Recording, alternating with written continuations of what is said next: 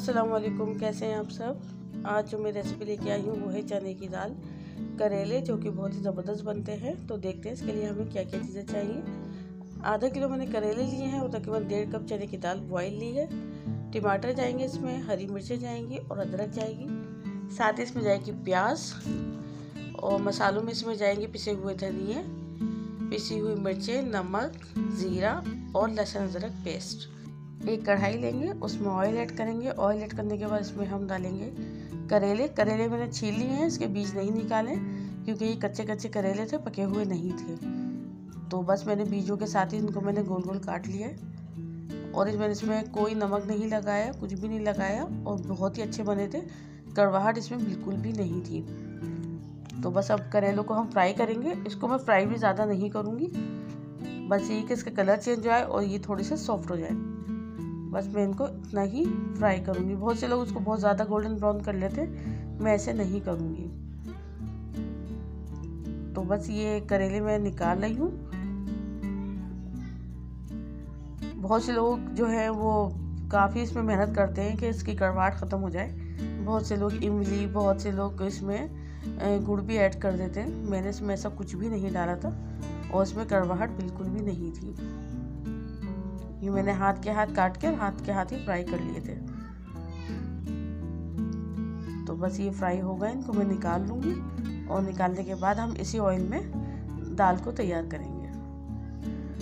तो ऑयल गर्म था तो मैंने इसमें तकरीबन 2 बड़े साइज़ की 2 से 3 बड़े साइज़ की प्याज लेके वो इसमें मैंने ऐड कर दिए और इसको हम फ्राई करेंगे।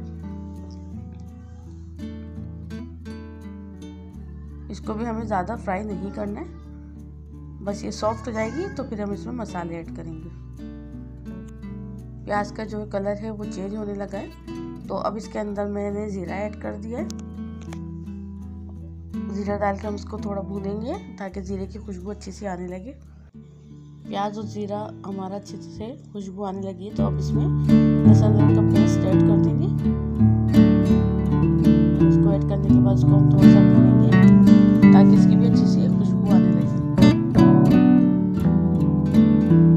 जब ये बहुत अच्छे तरीके से फ्राई हो जाएगी तो फिर हम इसमें मसाले ऐड करेंगे। इसको भी बिल्कुल गोल्डन ब्राउन नहीं करना है, बस कच्चा पक्का रखेंगे और साथ ही इसमें हरी मिर्चें और टमाटर ऐड कर देंगे।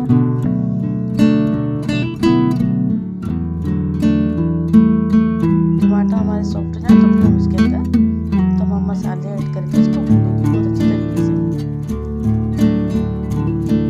तो अब इसमें बकिया तमाम मसाले मैंने ऐड कर दिए। दाल जो है वो बिल्कुल फुल डन है, उसको बिल्कुल मैंने करी नहीं रखी है। अब इसमें थोड़ा सा पानी ऐड कर दिया ताकि मसाला हमारा जले ना, और इसको मैं रख दूँगी 2 मिनट पकने के लिए ताकि टमाटर मसाला अच्छी तरीके से सॉफ्ट हो जाए। तो टमाटर हमारे बहुत अच्छी तरीके से सॉफ्ट हो गए और मसाला भी बहुत अच्छी तरीके से भून गया है। तो इसमें चने की दाल ऐड कर दी है मैंने। 1.5 कप में मैंने तकरीबन 1.5 पाव ही करेले ऐड करे थे। आप इसमें कम या ज़्यादा भी कर सकते हैं। बहुत ही अच्छी खुशबू आ रही थी।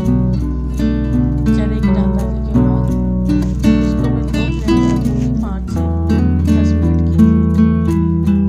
और ये अच्छे तरीके से ऊपर आ गया है और दाल भी हमारी डन हो गई है। तो हम इसके अंदर करेले ऐड करूँगी। करेले ऐड करने के बाद इसको 5 से 10 मिनट और रखूँगी ताकि करेले में जो थोड़ा बहुत कसर रह गई कच्चेपन की तो वो उसमें गल जाए और फुल डन हो जाए। तो करेले मैंने इसमें तकरीबन सारे डाल दिए हैं। अब इसको मैं 5 मिनट के लिए लो फ्लेम पे रखूँगी। आप चाहे इसके ऊपर भगार भी कर सकते हैं प्याज को, लेकिन मैंने भगार नहीं किया था, मैंने ऐसे ही इसको लो फ्लेम पे रख दिया। तो 5 से 10 मिनट हो गए हैं, ऑयल जो है वो ऊपर आ गया और करेले भी गल गए हैं। अब इसमें हरी मिर्चें और अदरक मैंने ऐड कर दी है। साथ ही इसमें ऐड करूँगी गरम मसाला और पिसी हुई काली मिर्चें। वो ऐड करने के बाद इसको हम डिश आउट करेंगे। तो मज़ेदार से करेले और चने की दाल हमारे रेडी हो चुके हैं। तो कैसी लगी आपको मेरी ये रेसिपी मुझे कमेंट्स बॉक्स में ज़रूर बताइएगा। रेसिपी अच्छी लगे तो उसको लाइक एंड शेयर ज़रूर करिएगा। नेक्स्ट वीडियो तक के लिए अल्लाह हाफिज़।